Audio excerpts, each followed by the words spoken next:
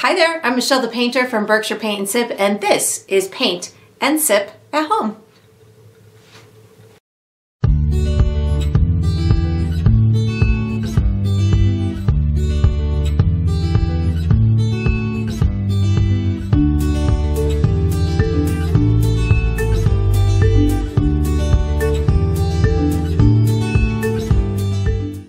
Alright, so today we're going to be painting Whimsical Winter Owl. I'm going to be sipping on a little Pinot Grigio, and if you enjoy this video, I do encourage you to like and subscribe to my channel, and also to check out my Patreon page where you're going to find additional painting perks. So let's get painting and let's get sipping. Okay, so for the materials today, I'm going to be using a stretched and primed 16 by 20 inch canvas. If you're painting along, you can certainly switch up the size, but that's what I'll be using. I'm going to be using acrylic paint today. My colors are Mars Black, Purple Violet, Chrome Yellow, Green Oxide, Fire Red, Titanium White, Burnt Umber, which I'll call Brown, and Cobalt Blue. And of course you can switch up those colors, but that's what I'm going to be using. From my tools today, I have a standard number 2 pencil, and then I have 3 brushes. I have a half inch wide flat bristle brush, I have a number 8 round brush, and I have a number 3 round brush, and I will refer to these as small, medium, and large as we go through the painting process. And of course you can switch those up if you'd like. And if you're painting along with me, you probably want to have a cup of water for washing your brushes, as well as a paper towel for drying your brushes. And down below this video, I will be providing you with a couple of additional resources that can help you through your painting process. One of them is a link where you can purchase the same paint kit that I'm using with the large canvas and the paint and the brushes and all that good stuff. So that's there for you. And there's also a link where you can download a free image of the final painting. So you can print that and use it as visual reference as you go through the painting process. And there's also written step-by-step instructions down there for you as well. And that's all we're going to need today. All right, so what we're going to do for the first step is we are going to sketch an outline for our hills.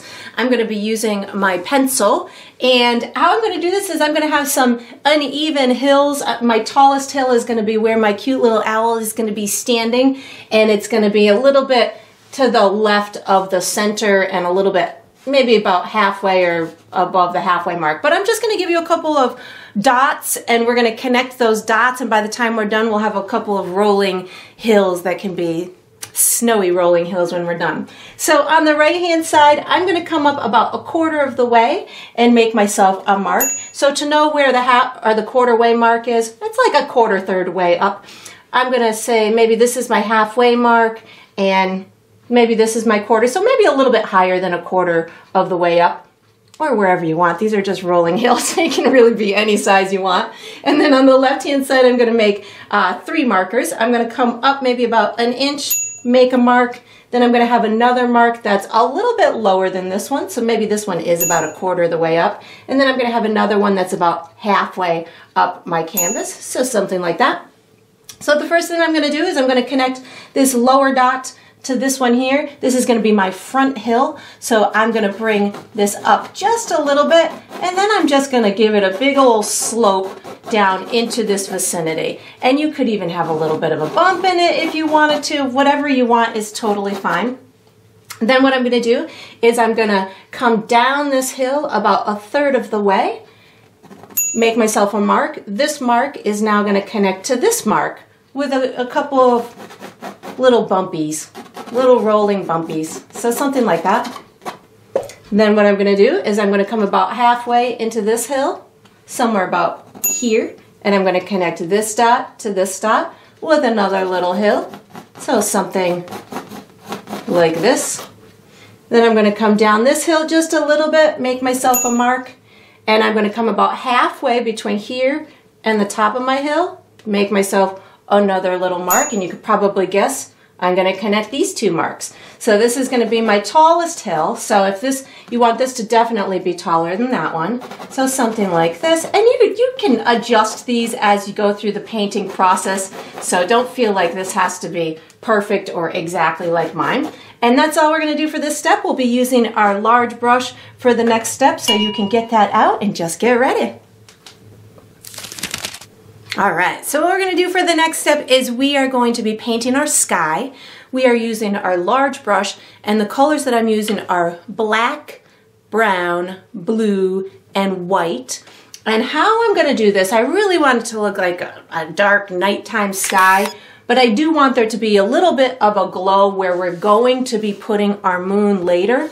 So I'm going to have mine the darkest at the top, but the right-hand side is going to be the darkest. And then it's going to get a little bit lighter as it comes towards the left, and even lightest as it is touching these hills right here.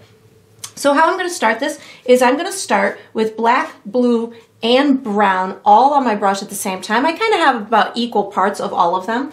And I'm going to start over here on the right-hand side. I'm going to be using like a long crisscross type brush stroke, and I'm probably not going to pick up black again, because I know how powerful the black is, and I also know that I'm not going to be washing my brush throughout this process, so I want that black to kind of work its way off of my brush. So right now I just picked up blue and brown, and I'm going to work over on this right hand side. Again, I want it to look like it all belongs together, but I want this area over on that right hand side to feel and look the darkest. So I just picked up some more blue, and in a second here I'm going to start introducing a little bit of white.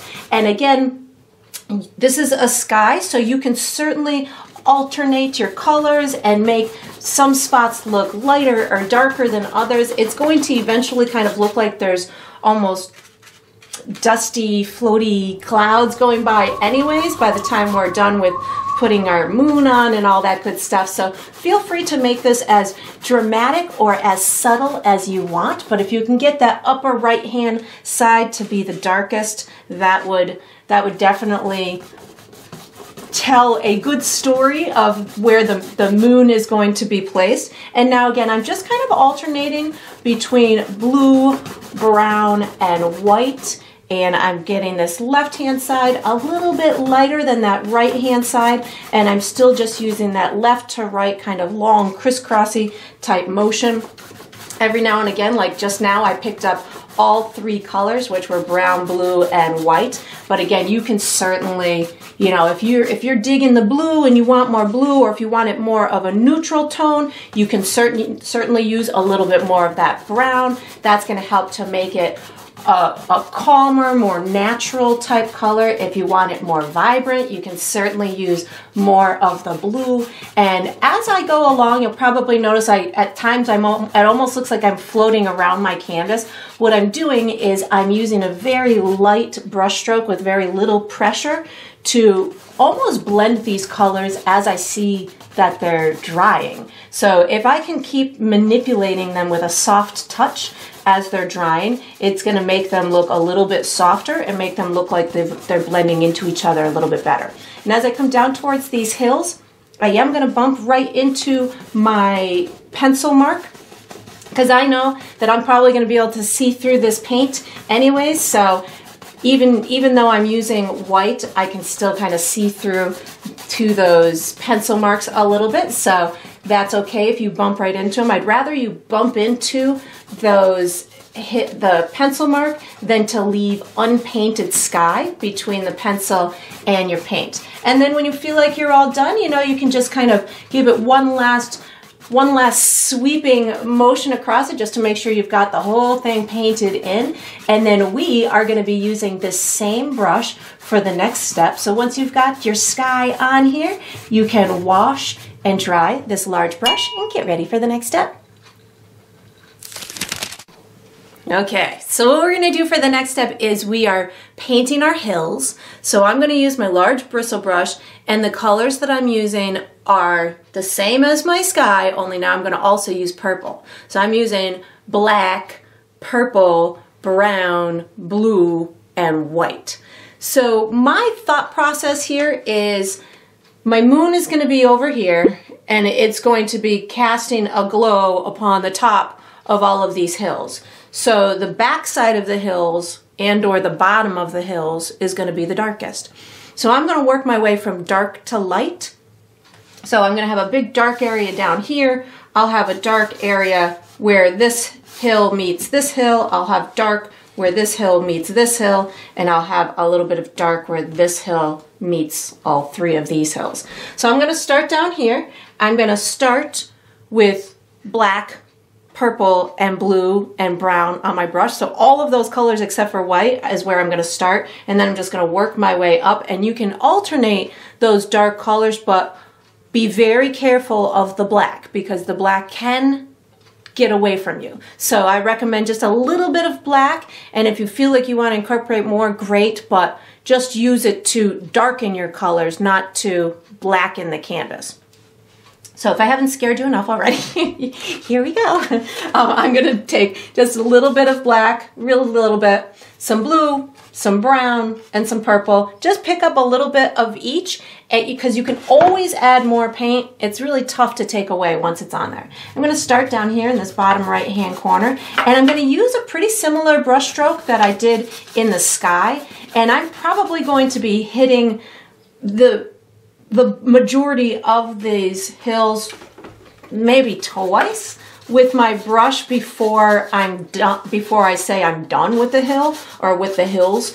And you'll see what I mean as I go. I kind of layer on the fly as I'm doing a step like this. And this is intended to represent a cold, snowy hill. So that's where we're bringing in our purples and our blues, and we'll be making it lighter and lighter as we go towards the top. But right now I'm just kind of laying in the darkness on the hills, and I have a soft edge where it's going to be meeting the lighter colors, so you don't need to have a really firm line where it's going to meet. So I haven't washed my brush. I'm going to pick up those 4 colors again, but again, very little bit of black, and I'm just going to give myself a little bit of a darker area in through here.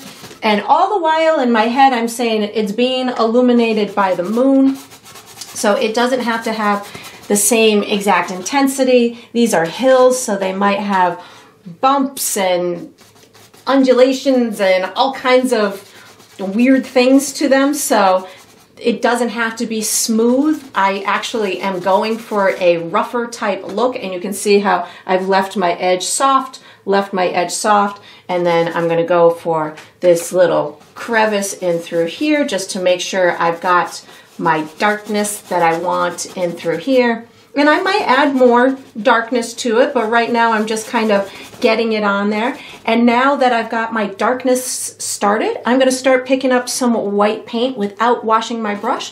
And I'm just gonna start to manipulate it throughout these hills. You can use different brush strokes, but what I recommend doing is, if you're gonna use a crisscross motion, you want to use that throughout the whole process. If you're going to use a circular motion, use it throughout the whole process. You don't just have to stick to one brush stroke, but you want to have that brush stroke represented everywhere. So if I use a little bit crisscross over here, then also use a little bit of crisscross over here, just so it looks like the same painter has painted the whole area, and it makes it look a little bit more, I would say, uniform going across, that the same texture and the same effects are being carried through the entire painting. And you can see I'm overlapping in through the areas that I've already done with a little bit of white paint in these lighter colors. It's going to make it look nice and natural, like there's some high spots and low spots, and there's some little piles of snow here and there. Of course, I'm going to make the tips and the tops of my hills the lightest and the brightest with the most white. And by the time you're done with this step, you do want to make sure that you've hidden all of your pencil marks. So I'm just imagining this to be the hills from when I was a child that I used to always sled down, and they were never too tall because I didn't want to climb up the really tall hill. So I would pick kind of like the shortest hill so I could climb up it really quick and then slide down.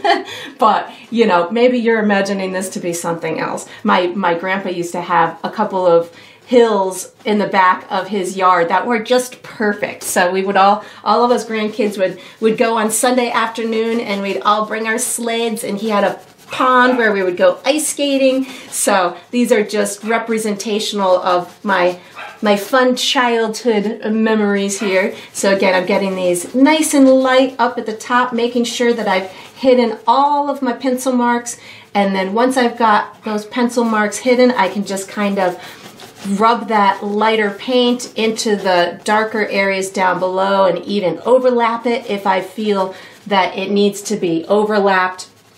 And you can keep building this snow as bright as you want it at the tippy tops. Add a lot of white if you want there to look like there's multiple piles of snow. You can certainly use a really heavy paint up at the top. And again, I haven't washed my brush throughout this process, so if you feel like you need to wash your brush because you're not getting all those dark colors off of it, feel free to do so. But usually when you get towards that brighter stuff up at the top, if you just pick up a lot of paint, you can lay it down on the canvas without it looking anything other than the brightness of that particular color. And I'm just kind of popping in some real bright white spots here up at the top of these hills.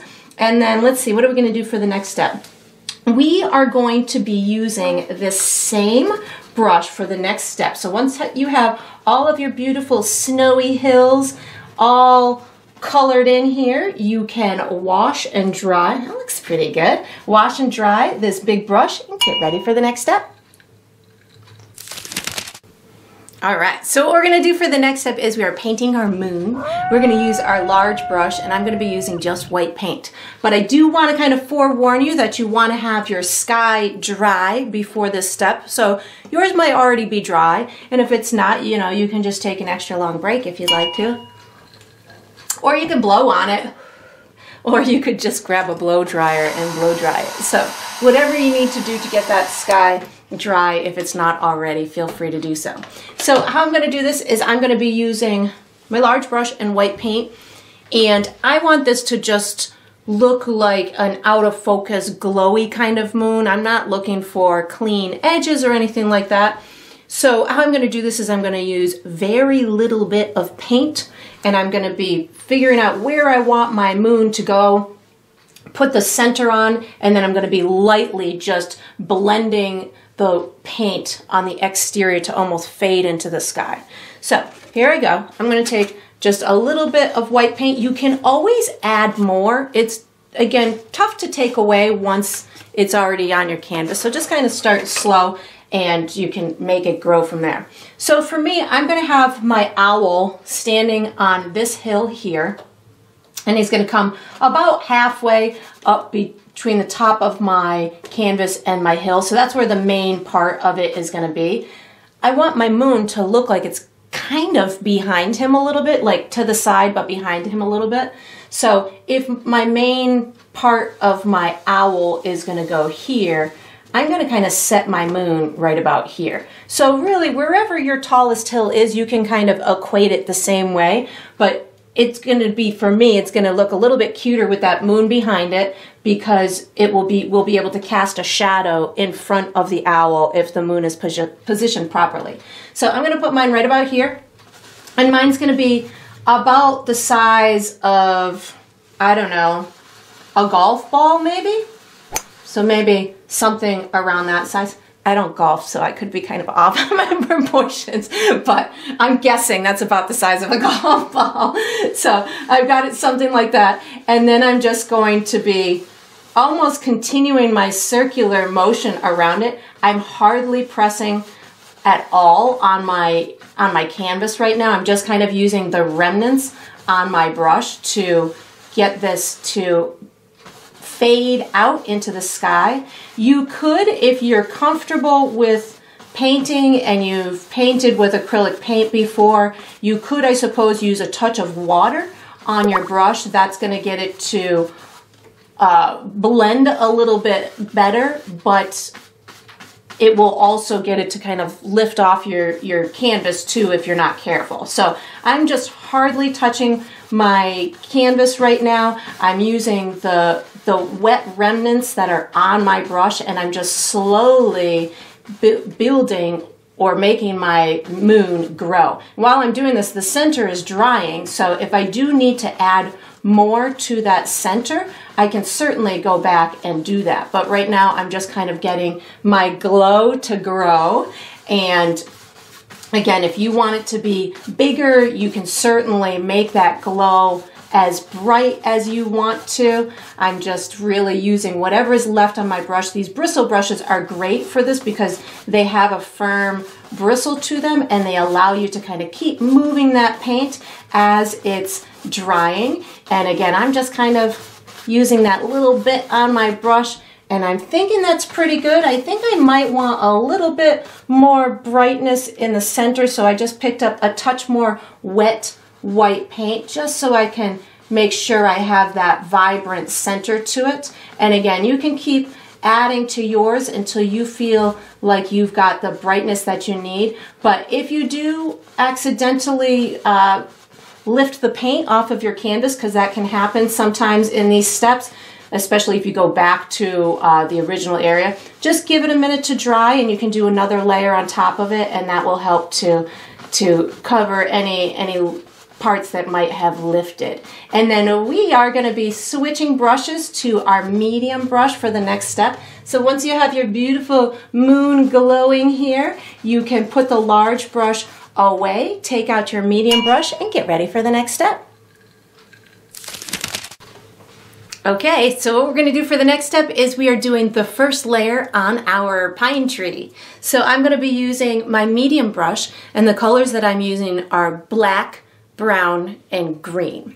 So how I'm going to do this, I want this to really look like a cute whimsical tree that is being kind of distorted a little bit by this present that's hanging off of the tip of it. So I'm going to get mine to look like it's kind of saggy and wiggly a little bit. So what I'm going to do is I'm going to give myself a couple of markers so I have a goal or kind of a roadmap as to where I want to go. So I'm going to put black, so a little bit of black, a little bit of brown, and a little bit of green on my brush all at the same time. And what I'm going to do is I'm going to give myself, I want my tree to be, the base of it to be sitting kind of in the middle of this hill here.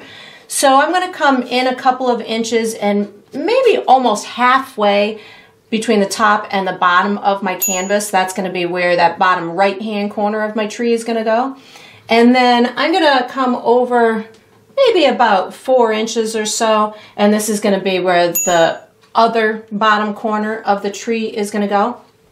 And then I'm going to come directly up from this marker here, and I'm going to go, I would say maybe about 1.5 to 2 inches away from the top of your canvas. And that's going to be, oh, let me use some more black so you can actually see this. That's where the tip of my tree is going to go. So what I want this to do is kind of have like a little bit of a bend here, and then it's going to come out in through here, and it's going to be wider at the bottom because it's a pine tree. So in my little brain, I need to know where my trunk is, and then I'm going to build everything else off of that. So I'm going to put my trunk into place. So my trunk, even though you're not going to see it by the time I'm done painting, my trunk is going to go, it's going to be in the center of here, and then it's going to end here. So I'm going to have it kind of going up a little bit like this. It's going to go higher than this mark here. So I don't really want it to go all the way as far out as here, maybe just a little bit before there. I'm going to travel up above my little tip here and then bring it back down. So that's in essence my trunk. Now what I'm going to do is I'm going to start building my branches off of it. So I want it to be really narrow, because if this was standing up, it would look like a pine tree that was skinny at the top and wide at the bottom, almost like a triangle. So that's where I'm imagining the shape to be. So I'm going to be using these, in essence, I'm going to just demonstrate here so you can see down and out type of motions from the trunk. So I want it to be wider here, more narrow up here. So I'm going to just start up here to give myself a little bit of a starting point, and I'm going to give myself almost an outline to follow to come to this marker here. So something like this, maybe I'll come out a little bit like that. I might change it a little bit as I start building the tree a little bit more, but this is just going to give me a guideline to kind of abide by or to follow as I'm building my cute whimsical Christmas tree here. And again, I can go farther than a little bit farther out than my trunk, simply because the trunk is in the center of the tree, not at the edge of the tree. So I'm going to just kind of bring these down and out in this type of direction, and making sure it kind of looks like it's getting a little bit wider at the bottom. So if you have to modify it a little bit, feel free to do so. And again, I'm just using those 3 colors on my brush at the same time. Right now, I'm just going to give myself a bottom to the tree so I can really just cruise right along once I've got that, my outline in essence. So now what I'm going to do is I'm going to fill in my tree with the same type of brush stroke, and I'm going to alternate. I'm not going to pick up the 3 colors at once, but I'm not going to wash my brush. I'm just going to alternate. Every time I pick up, one time I'll pick up black, next time I'll pick up brown, then green, then black, then brown, then green. And what will happen is I'll have an assortment of colors throughout the tree. So I started with black, and I'm going to start making my marks. So predominantly on the left-hand side, they're going to go down and out to the left. On the right-hand side, down and out to the right. But you still have the center to contend with too. So that's where they kind of get to crisscross and go in different directions. So I just picked up some brown, and I'm going to almost layer these on here. Just picked up some green until I can't see through the tree anymore. So now I just picked up a little bit of black.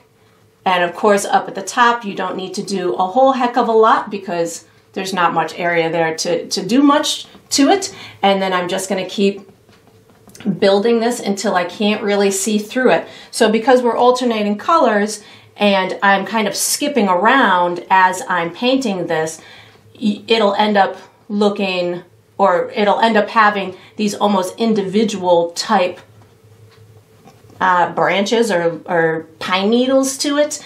And when we put the snow on it later, you'll be able to give it even more dimension. So I just picked up some green, and now I'm still doing the same type of brush stroke. And I really just want to get the whole thing colored in.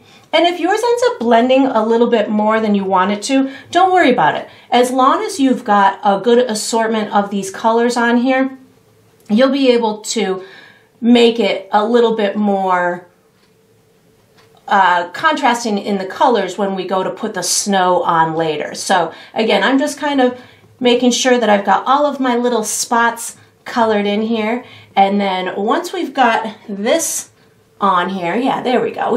We've got it going on. Once we've got a good variety of pine needles and branches and stuff on here, we're gonna switch brushes to our small brush. So once you've got your tree in place, and it's okay if you've got a couple of little peekaboo spots that are not fully covered, but once you've got this into place, you can put this brush away somewhere, take out your small brush, and get ready for the next step. All right, so what we're gonna do for the next step is we're doing the outline for our owl. So I'm gonna use my small brush, and I'm gonna be using black and brown paint.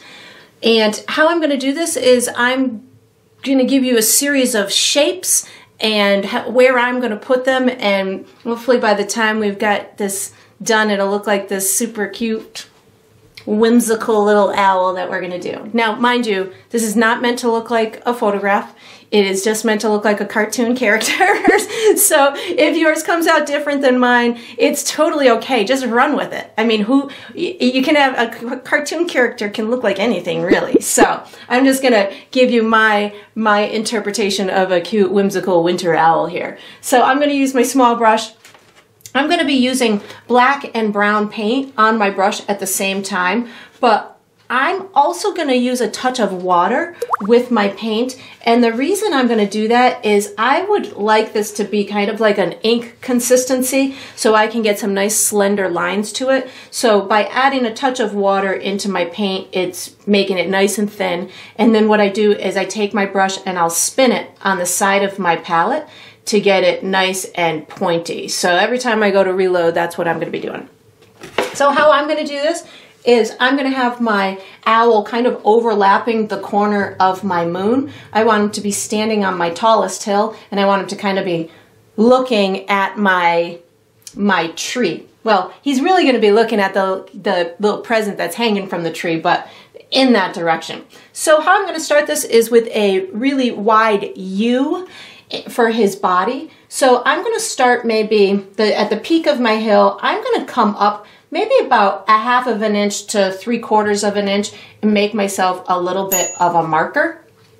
And then I'm going to come out about 1 inch on either side and about 1 inch up and make myself another little marker. And now I'm going to connect those with a U. So it's just a really wide U, something like this. And if your lines don't end up as skinny as you want them, don't worry, you're going to be able to disguise them and to dull them down with future steps. So don't worry if it's not perfect.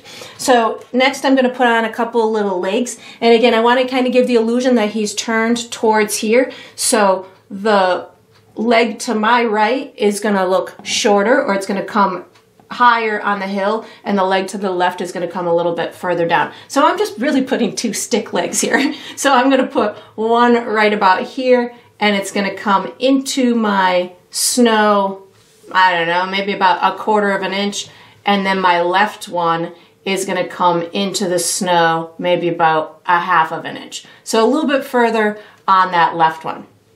Now what I'm going to do is I'm going to make myself 2 really big eye circle things. So I'm going to have, just so you can have a good gauge as to how tall or how big they are, I'm going to take this area in through here and I'm going to cut it into like 3 portions. So if I have 1, 2, 3, this top part is going to be where my hat, the tallest part of my hat, and about halfway between there is going to be the bottom part of my hat. So that's about as tall as you want your eyes to go. And I'm going to have my eyes come a little bit further than my body. So how I'm going to do this is I'm going to go in this center mark right here, and I'm going to make 2 more U's out the side. So they're almost full circles, and the one on the right could, I guess, in essence, be a little bit shorter than the one on the left if he's tipped a little bit. But if you want to get that detailed, feel free to do so. So I'm going to go something like this. It's going to come out past my body, and it's going to be something like that. So a U-ish kind of shape, something like that. And then I'm going to do the same thing over on this left-hand side. So maybe this one drops a little bit lower, just to, again, give the illusion that it is tipped and looking in that direction. And then something like this. Well, maybe I'll bring that up a little bit. And then what I'm going to do is I'm going to put the hat on. So this is meant to be, again, just a fun, whimsical hat. I'm just doing the outline to it. So I'm going to have it have, it's going to get a little bit smaller at the top, and it's going to have a couple of little knit sections. So I'm going to take it and just kind of give myself a little bit of a bumpy kind of outline here. Maybe something like this. Then I'm going to go maybe something, I have a shaky hand, so this is a great step for me. Something like this. Make myself a nice bumpy outline. The top part, I'm going to have a little piece kind of sticking out the side where there's a little ball at the end. So this side's going to be a little bit, this top piece is going to be a little bit different. I'm going to go like something like that. I can close off this side over here. Maybe something like this. And then I'm going to put this little piece that comes up. And of course, again, feel free to make your cute little hat whatever way you want. Maybe yours resembles the one that your grandma made you when you were 7 years old, or your aunt knitted for you, or maybe you knit hats yourself and you have a really cool one that you've made. So just feel free to make it into whatever you'd like. Now I've got to put a little beak on my bird. So all I'm going to do is from these 2 areas here, I'm making a V, a long skinny V coming down, something like that. Now I got to put a scarf on my owl. So I'm going to put a piece coming out in this direction. It's going to be a really big, long, exaggerated scarf. We want to keep this cute little owl super duper warm. So again, you make yours into whatever you want. I've got this big, huge one over here, and he's got a little scarf piece to connect it. Somewhere here it goes a little bit around his beak, and over here, maybe it even goes past his body a little bit. And that is all the outline that I am going to do for my owl. We are going to be using this small brush for the next step. So once you've got your outline for your owl, you can wash and dry the small brush and get ready for the next step.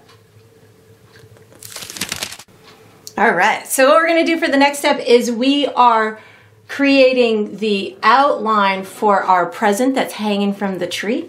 So I'm going to use my small brush, and I'm just using black paint or black and brown. It doesn't matter. If you want it a little bit lighter, you can certainly use black and brown. Whatever you use for the outline of the owl is totally fine. Small brush, and I'm going to have it a little bit higher than my owl's eyes because I want the owl to kind of look up at it. So you might not have yours positioned exactly like that at this point, but it's okay if you don't. So I'm going to have mine kind of going up like this. So I'm going to have my little present somewhere in here.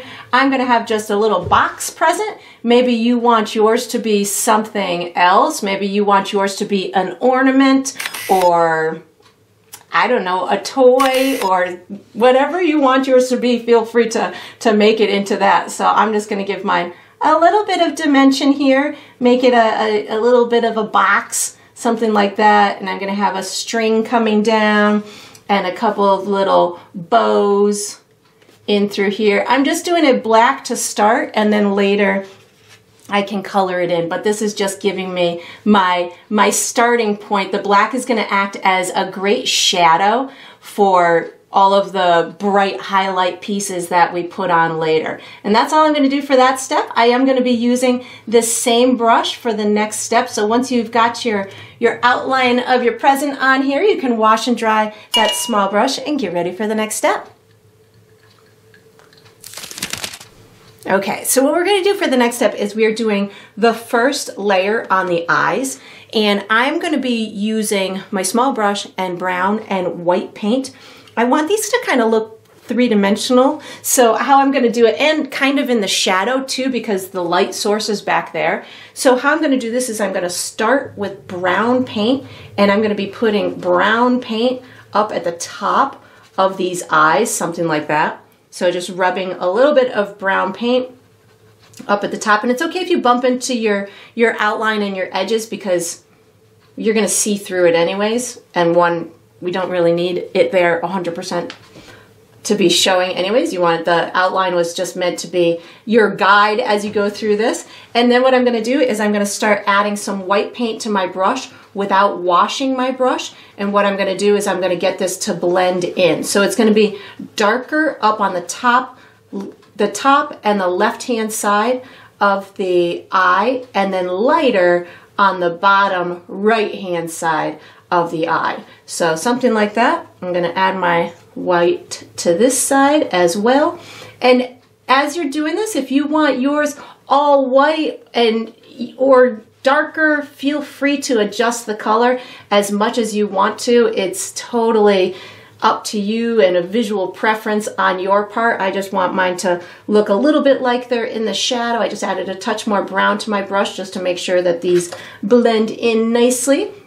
And you might be able to see a little bit of your sky behind there. Don't worry about that just yet, because we have plenty more to do on these eyes before we call them done. So if they are not perfect at this point, no worries, because you got plenty of stuff left to do on them that will make them ever so perfect. So we are going to use this same brush for the next step. So once you've got the first layer on the eyes, you can wash and dry this small brush and get ready for the next step. Okay, so what we're going to do for the next step is we're going to be doing the first layer on all of our clothing that the owl is wearing. So this is going to be the scarf, the sweater, because I think I'm having him wear a sweater. He's wearing something fuzzy on his main body area, and his hat. So again, customize this to whatever you want to. I'm going to be using some vibrant colors, but for the first layer, I'm going to go pretty dark.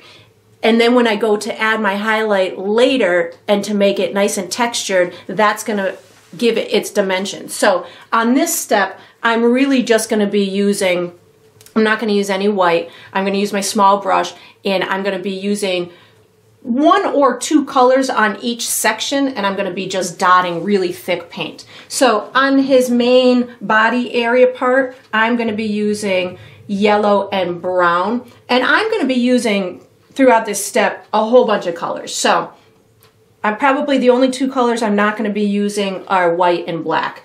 And again, you can really have whatever color combinations that you want, but just know you really want to just do a heavy coat and dark on the darker side for this first layer. That's going to help you to add a lot of dimension as you go through this process of making this look like fluffy winter knitted clothing. And then I will wash and dry my brush through between each color combination that I do. So that was yellow and brown. My next color combination I'm gonna do is some red and purple in my scarf. And I think I'm just gonna kind of alternate these 2 colors. So maybe some red, and you can go right up to your black outline. You're still gonna be able to see or detect that black outline a little bit, which is purposeful on my part because I want there to look like there's almost like a little shadow on the edges of it, which is why I had you do that dark outline. And again, I'm not really blending, I'm just making these thick dots of paint, and I'm going to do this to every section of the whatever clothing you may have. Maybe again, maybe your hat looks much different than mine does. And see, do I want red anywhere else? I think I'm going to have a section. I'm just going to wipe my brush off on my paper towel. I'm a lazy brush washer. I'm going to pick up red. I think I'm going to do this section and the pom-pom with red. And your hat can be multicolored. My God, my mom, my aunt, my grandma, everybody knitted clothing for the winter season. So, and they all had different colors and patterns and textures, and some you wanted to wear and some you didn't want to wear. So you can really have fun. I'm just using red on this section. Maybe you choose to do another color, totally up to you. And then let's see, I think I'm gonna do, I think I'm gonna do green on the top. So just picking up some green, and again, you could use multiple colors. I think on my second pass for this green section, when I go to do my lighter color, I'll probably incorporate some yellow and white. But right now, I just want to use a dark color, and I'm going all the way up to my black outline. And again, you'll be able to see the black outline underneath it a little bit, which is great. I'm going right up to that red section. And then I got one more section here. I think I'm gonna go purple on the next section. So just picking up a bunch of purple on my small brush, just dotting it in here. And if you can see your background through it, don't worry. You're gonna, again, have another layer on this, which is gonna help to hide or disguise any of that stuff. And you can see how that black outline is helping to add the illusion of like a shadow between these sections. And then we're going to wash and dry this small brush and use it for the next step. So you can go right ahead and do that and just get ready. All right, so what we're gonna do for the next step is we are finishing our beak and our legs. So I'm gonna be using my small brush, and the colors I'm using are yellow, red, and white. And how I'm gonna do this is I'm gonna pre-mix myself orange color. So I'm gonna use a little bit of my yellow and a touch of my red, and I'm gonna pre-mix myself an orange color. And it can really be any shade of orange. I'm just looking for some kind of contrast to the stuff that's in his hat and stuff. So I'm just gonna be using a little bit of that orange. And what I'm gonna do is I'm just gonna color in the entire beak area with this orange paint, and you can have it thick or thin, whatever intensity you'd like. We're going to put a highlight on it in a minute, so if it looks a little dark right now, no worries. Plus his face is kind of in the shadow anyways. And then I'm going to pick up a little bit more of that orange, and I'm going to put the highlight on the legs on the left because the moon is behind the body on the left, so that's where I'm going to put the highlight on the legs. So really all I'm doing is putting a little bit of this orange color on the left hand side. You can even put it past the leg a little bit. It doesn't just have to be on the leg itself. It can be kind of along the side of it. That will make it look even brighter. So whatever you got to do to put it on there is totally fine.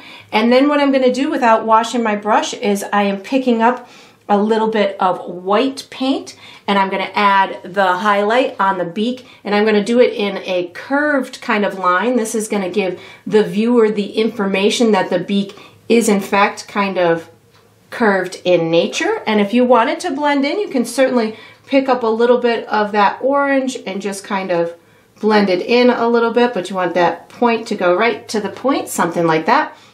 And then I'll use a little bit of white paint up at the top of this highlighted part on the leg. That's going to just intensify that little bit of a highlight that I've got going on. So it'll just make it look like that moon is casting an even more intense highlight up at the top of those legs. And that's all I'm going to do for this step. We are going to use this same brush for the next step. So once you've got your legs and your beak done, you can wash and dry that small brush and get ready for the next step.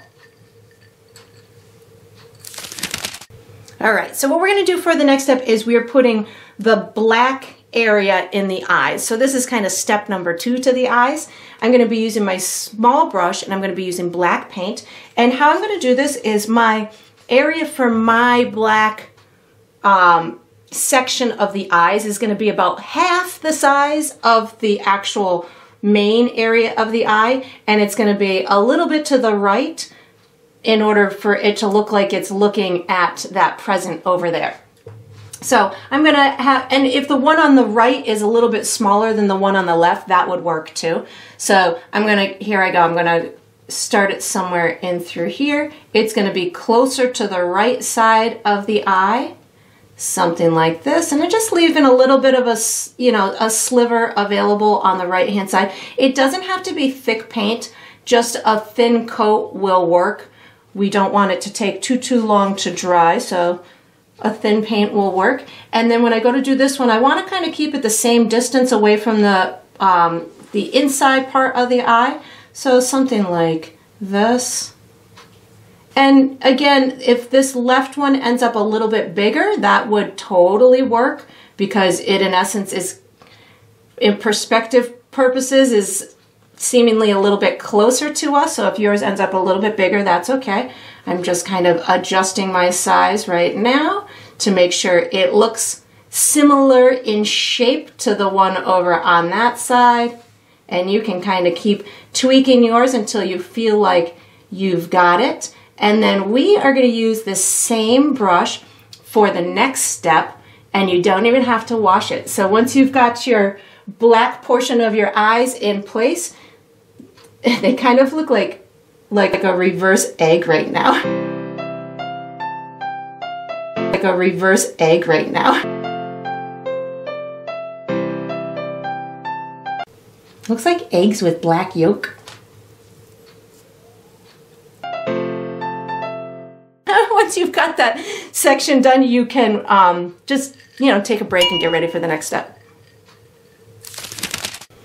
Okay, so what we're going to do for the next step is we're doing a shadow underneath or a shadow of our owl. So the moon is back here, so the shadow is going to be in this direction, and it's going kind of downhill, so it can be, you know, a little bit in through here. So what I'm going to do is I'm going to use my small brush and black paint, and I'm going to use a little bit of water in my black paint. So really all you need to do is take your brush and add a drop of water into it. Just thin it out a little bit, and this way you'll have more control over what happens. I want a couple of legs. I don't need this to be a mirror image of my owl. I just want it to represent this cute little guy here. So I'm taking this and I'm gonna just kind of wiggle in. I wanna make sure those legs look like they're in the snow, so I'm making sure I put a little bit at the bottom of them, bringing these legs out to the right hand side a little bit. Now I'm gonna kind of wiggle in a little bit of a body, something like this. And again, I'm just kind of bringing it down into this right area. So I'm wiggling it just a little bit. Oh gosh, there's that song again.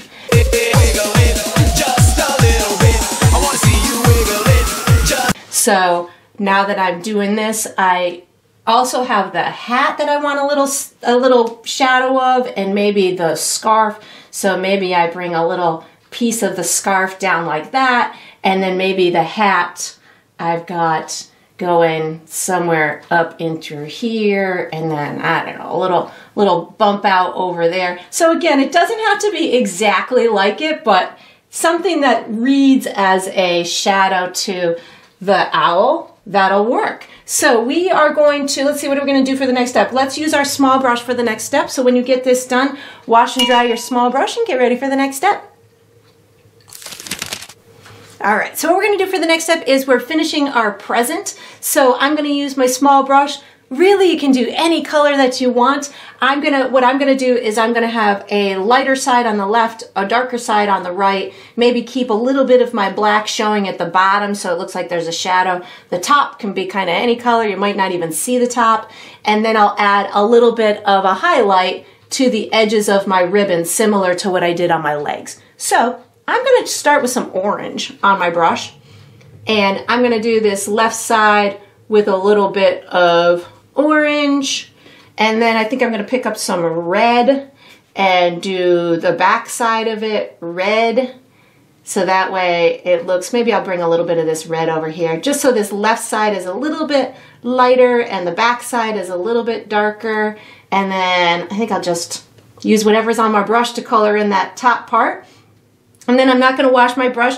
I'm just gonna pick up maybe some of that orange, maybe a little yellow and a little white, and I'm gonna add a highlight to my ribbon, which is gonna be on the side of my moon. So I'm gonna go down the left side of my string, something like this.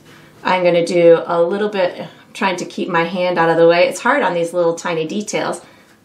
On the left side of my string, little there, little there. Maybe I'll put some down the side of my present too, on the side of the moon. So something, maybe a little more white. So, and again, maybe you want a purple present. Maybe this present can be anything you imagine it to be. It could be a little jewelry box, it could be a game, it could be your favorite 80s CD. And we'll talk about what mine is. All right, it's Journey. Escape, I think was the name of the CD. Hold on to that feeling. And again, you can have yours, whatever you want it to be. And then we are going to be using the same brush for the next step, so you can wash it and dry it and get ready for the next step. Okay, so what we're gonna do for the next step is we are finishing the eyes. So I'm gonna be using blue and white, and if I feel I need to go into any other colors, I certainly will. So how I'm gonna do this is I'm gonna put the colored part of the eye down at the bottom, mostly the bottom kind of crescent left bottom of the black area. I am gonna leave a little bit of black around the edges, so I don't wanna color that whole area. So all I'm gonna do is I'm gonna put blue and a little bit of white on my brush at the same time. You can certainly adjust the color once you get it on there, but just let happen what's gonna happen to start. And I'm gonna start about midway up on the left-hand side, and then I'm just gonna kind of push my brush a little bit harder down at the bottom. I think I want a little bit more blue on my brush. That's what I talked about, adjusting the color if you want to. So a little bit more blue on my brush, and I'm gonna just bring this up into maybe about almost halfway up that right hand side, and I'm going to do the same thing over here. Start on the left, maybe halfway, maybe a little bit more than halfway. Make that crescent a little bit thicker down at the bottom part of the eye, and then bring it back up that right hand side. And then I'm gonna just quickly wash and dry my brush, and I'm gonna pick up a little bit of white paint. And I want this to look like he's looking up at the present. So I'm putting the sparkle in the eyes right now.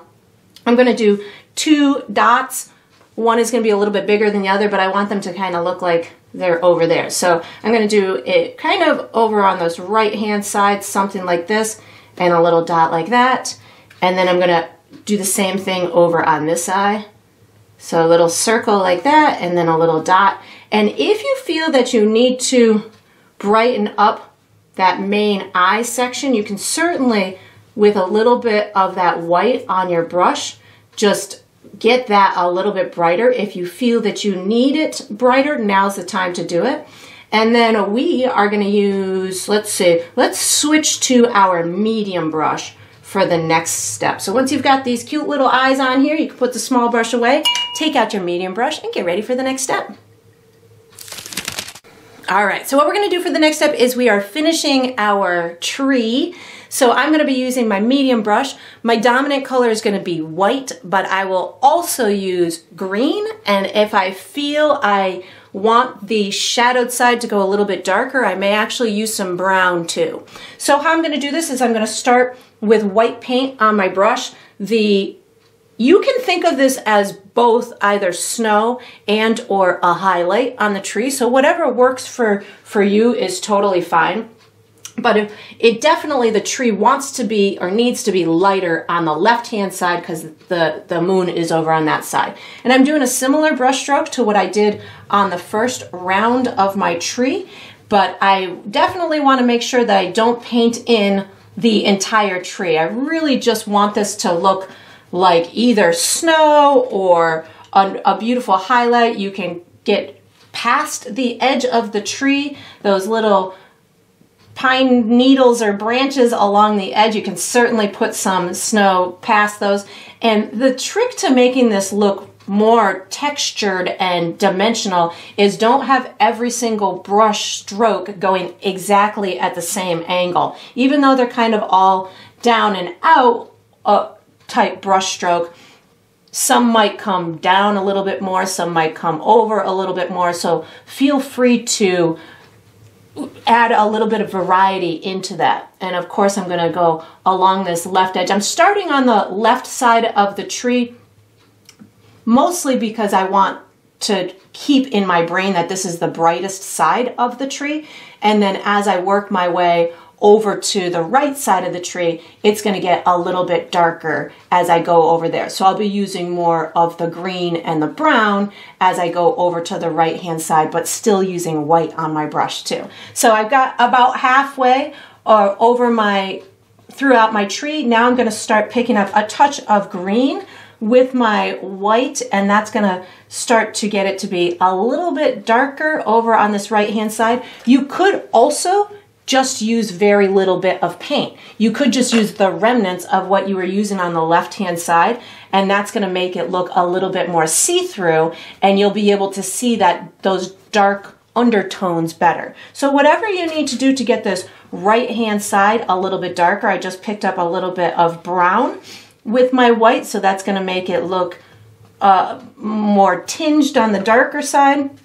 You can have fun tweaking this color as you want. And again, I just want that right hand side to look a little bit darker than the left hand side, but I also don't want it to look like there's an evident seam down the center of it. So you definitely want to make sure the colors cross over from one side to the other, so it looks like a natural transition from one side to another. And that's looking pretty good to me. Maybe a little bit more of the white fluffy stuff over here on the edge, so it really pops out and shows you that there's either a super bright highlight or some good snow on there. And then we're going to actually switch brushes to our large brush for the next step. So once you've got your tree all nice and finished here, you can put this medium brush away in your water cup, take out your large brush, and get ready for the next step. All right, so what we're gonna do for the next step is we're gonna put the shadow behind the tree on the ground. So I'm gonna use my large brush. The colors that I'm gonna use are black, purple, maybe a little brown, maybe a little blue. So really, it's mostly black. I'm going to start with black. I'm using my big brush. I'm going to put my shadow into place. And then the reason why I was calling out all those colors is I don't want it to just look black. I want it to look like darker snow. So I want to make sure that those other colors are kind of incorporated a little bit. So I'm going to start with just black, and I'm not using a lot of paint because I know that the black will really take over and I don't need much at all. I could even just wipe it off on my paper towel. And then I want to make sure that I've got a little bit of a shadow underneath my tree. And if you color up too much of your branches down at the bottom, you can certainly go back over those if you need to. I'm bringing my shadow all the way out to the left and past my tree just a little bit. This just gives a visual dimensional element to it, like maybe these top couple or these bottom couple of branches are casting a little bit of a shadow on the ground below it. And then I'm just going to kind of rub this black out. It's okay if you have little peekaboo spots of the snow below it. That's going to really help make it look more realistic. And then I'm going to just bring this a little bit over here to the right and just make sure this shadow goes all the way down to the bottom of my canvas and kind of gets a little bit more narrow as it kind of disappears off the canvas. And then what I'm going to do, I'm going to just wipe my brush off on my paper towel, pick up some of whatever the neighboring colors are. So I have a little bit of purple and blue and maybe a touch of brown. And just make sure that this all looks like it belongs together, that I've got a little bit of my snowy color in the shadows without making it bright. It just needs to be a dark shade of my snow. If you need to, you can even pick up a little bit of white with your dirty brush. That's going to allow you to blend some of these edges in. If you need to, you might not need to. And then I'm not really going to do much. Just make sure it all kind of talks together. Oh, I think I want a touch of purple. I like the purple in there. It adds that really cold chilliness to the snow when you put the blue and the purple in it. And then let's see, what are we going to do for the next step? We're actually going to use our small brush. So once you've got your shadow in your snow of your tree, you can put this large brush away. Sorry, I'm just traveling way over here now. So once you've got the shadow done, you can put the large brush away and take out your small brush and get ready for the next step. All right, so what we're going to do for the next step is we're adding the highlights to our clothing. I'm going to be using my small brush, and I'm going to be using white because that's going to help to make this nice and light and fluffy, and a lighter version of whatever's on there. So for my green area, I'll probably use yellow and green as my lighter color with white. For my red area, I'll probably use that orange that I made with some white. Purple, I might just use purple and white as my light color. And then this area, I'm just going to have fun. This area, I'll probably use yellow, orange, and white as my highlight color. So here I go. The highlight is going to be mostly on the side. The brightest part is going to be on the side where the moon is. And then maybe a little bit on the opposing edge, as if there's a little bit of a highlight on the edge of the body as well. And then the center area is going to be a little bit darker. So here we go. I'm going to start at the top with some yellow and green on my brush, and I am just kind of dotting in really thick paint, just like I did on the first go around, but this time I'm keeping in my head that this is going to be the highlighted fluffy part of it, so I definitely want it to carry into my darker area as well. I want a full second coat on all of this fabric that we're painting, so that way it really reads as fluffy. And now I'm going to add just a teeny bit of white to my brush without washing it, and that's going to help me to add these pops of brightness over on this left hand side. So I am covering part of my black outline, if not all of it, on that left-hand side, but I'm going to leave some of it on my right side as well as some of it in those little creasy kind of areas. And then if you want any other part of the hat to look like it's bumping out a bit, just add a little bit more of that lightness. and you bring those colors as far towards that black as you want to, so you can make sure that you have enough covered for your own liking. And then you can either just wipe your brush off on your paper towel or wash it and dry it in between colors.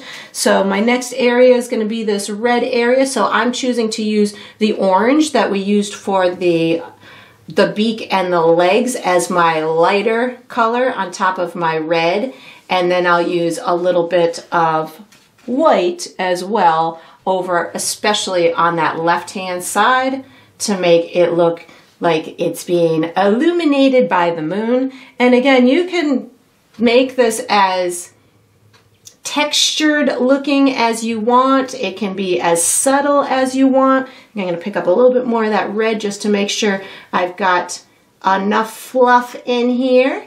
And then I'm going to do a little bit on that pom-pom part. So definitely a lot of white over on that left-hand side to scream that it's being highlighted by the moon. And then maybe I will put a tiny bit of a highlight over here on the right side, as if maybe just a little pop of the moon brightness is highlighting over there, and just making sure the whole thing is nice and fluffy and looks like it's all working together. And then let's see, I have my purple area. So this is, I think I'm just going to use purple and white as my lighter tone, and then I'll use white alone as that highlight, as the brightest highlight over on the left hand side. So picking up some more purple, just make sure, yeah, I guess you could use blue, as you know, purple and blue could be your little highlighty kind of colors, but you can decide whatever textural difference in contrast colors you want is totally fine. I just picked up some white in order to get this left hand side to be really, really light. And again, if you want little pops of that moon poking through over here on this right hand side, you can certainly dot in a couple of little dots of white over there. And then I have the scarf area, so that is going to be a combination of my orange is going to be my highlight, as well as my light purple, my lavender. So I'm just making this part as if it's got multiple colors in it. So you can certainly do the same, or you can have yours one color. Again, it's just a personal preference, but I want to make sure it reads as a scarf underneath here and not like a beard or something. I definitely want you to be able to see colors in it. So if I have to use a little extra white down here to make that lavender pop or the red pop, I will certainly do that. There we go. We got it now. Maybe a touch more white just to make it look some extra fluffy over here, and then definitely some white. Maybe, I think I want to wash my brush. Orange and purple, since I'm using them both on this scarf, you run the risk of creating brown. So if that happens, my brush was just overloaded a little bit. I washed and dried it. I didn't want to overload this with a brown color. And then let's see, I think I want some bright over here. I just popped on some yellow and white. I might put a little bit of orange too. I don't know, I just want this to be really bright over here. As if the moon has lit up the scarf. Yeah, that looks cute. Cutie patootie. He's so cute. Okay, I have the main body area. So my body, my highlight is going to be, I think I'm going to use orange and yellow as just a little bit of a textural highlight from the original color, and then I'll pop in a little bit. And this is all kind of maybe shadowed by the body itself, but we need a little bit of a highlight here, so maybe a little bit of yellow and white, and maybe a touch over here on the edge. But I don't want to go too bright, because again, this is in the shadow, but I need some kind of highlight to give it dimension. And I think I'm also going to, I feel like I've lost some of my shadow underneath my scarf, so I didn't say I was going to use black, but I'm using black right now to make sure that you can see the shadow underneath my scarf and my where it hits the body. So if you feel like you need to add back any black, feel free to do so. That way, it gives it a nice textural element. And I think that's pretty good. So we just have one tiny little step left to go. It's going to be with the small brush, so you can wash it and dry it and get ready for that. All right, so we are on to the final step. This is the final step of any painting, which is to sign it. So I usually sign mine in the bottom left or the bottom right. I'm going to be using my small brush, and I think I'm going to be signing this one in the bottom left. I'm going to use some black paint. I like to use my initials, but you could certainly sign yours with your first name or the date or any kind of identifying mark that you want. It's your painting. That's what's going to tell people you created it. So you can have fun with creating your own symbol or whatever you want. And that's going to conclude this painting. I hope you enjoyed the process. I hope you painted yourself a wintry, whimsical, wonderful image, and I look forward to painting and sipping with you again sometime.